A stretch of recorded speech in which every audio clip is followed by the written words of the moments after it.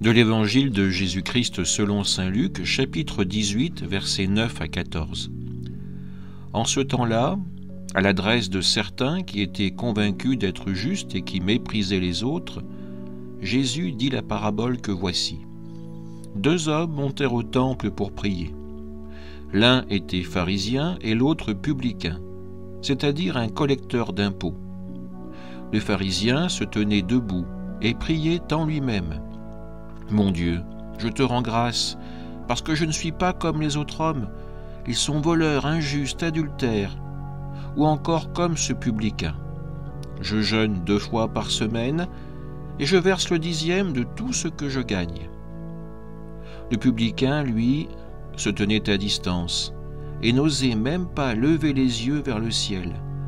Mais il se frappait la poitrine en disant « Mon Dieu, montre-toi favorable au pécheur que je suis. » Je vous le déclare, quand ce dernier redescendit dans sa maison, c'est lui qui était devenu un homme juste, plutôt que l'autre. Qui s'élève sera abaissé, qui s'abaisse sera élevé. Acclamons la parole de Dieu.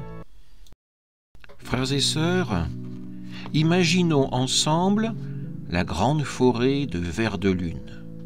Au centre trône Alibor, le paon aux plumes d'azur et d'or. Chaque matin, il déploie sa roue éclatante et proclame « Je suis le plus beau, aucun oiseau, aucune bête ne m'égale. » Les lapins baissent les yeux, les écureuils se taisent. Le vieux hibou, lui, soupire. Alibor ne voit que son reflet. Il refuse les graines communes. Il exige les baies les plus rares. Un roi ne se nourrit pas comme la plèbe, fanfaronne-t-il. Un jour, la tempête éclate. Tous se réfugient dans la grotte. Seul Alibor reste dehors. Le vent n'osera pas toucher mes plumes parfaites. Mais le vent arrache ses joyaux une à une. La pluie les salit, les colle. Nu, tremblant, il court enfin vers la grotte. Les animaux le découvrent, gris, ordinaire. Le hibou s'approche de lui et lui murmure « L'orgueil est un manteau trop lourd. Il finit toujours par nous laisser nus face à la tempête. » Alibor pleure. Ses plumes repoussent, plus belles encore. Mais Alibor ne danse plus pour dominer. Il danse pour tous.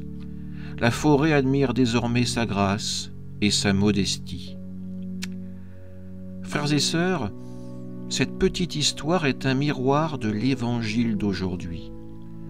Jésus s'adresse à certains qui étaient convaincus d'être justes et qui méprisaient les autres. Le pharisien entre au temple comme Alibor dans sa forêt. Debout, fier, il déploie la roue de ses mérites. « Mon Dieu, je te rends grâce parce que je ne suis pas comme les autres. » Ou encore, comme ce publicain. Il énumère ses mérites, jeûne, dîme, vertu. Cet homme ne prie pas, il se regarde prier. Son orgueil est bien un manteau trop lourd. Son orgueil l'isole de Dieu et des hommes.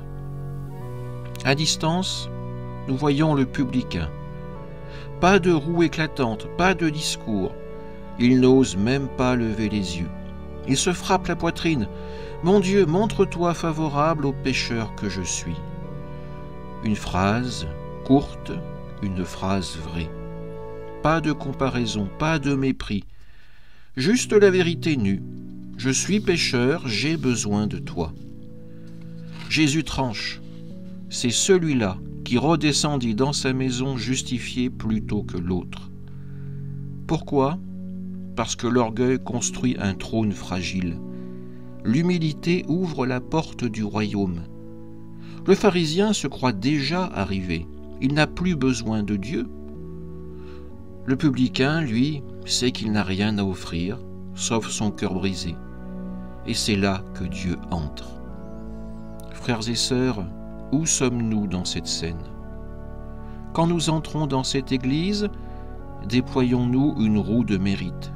Je viens à la messe tous les dimanches, je donne à la quête, peut-être même au denier. Je ne suis pas comme tous ces tièdes qui m'entourent. Attention, l'orgueil spirituel est plus subtil.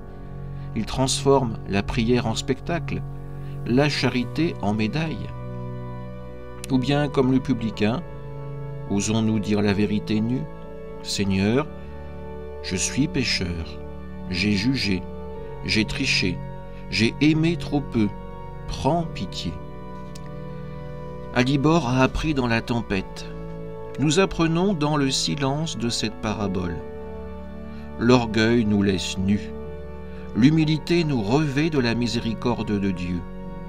À la fin de cette messe, redescendons dans nos maisons, que ce soit comme le publicain, justifié non par nos plumes, mais par la grâce qui nous relève.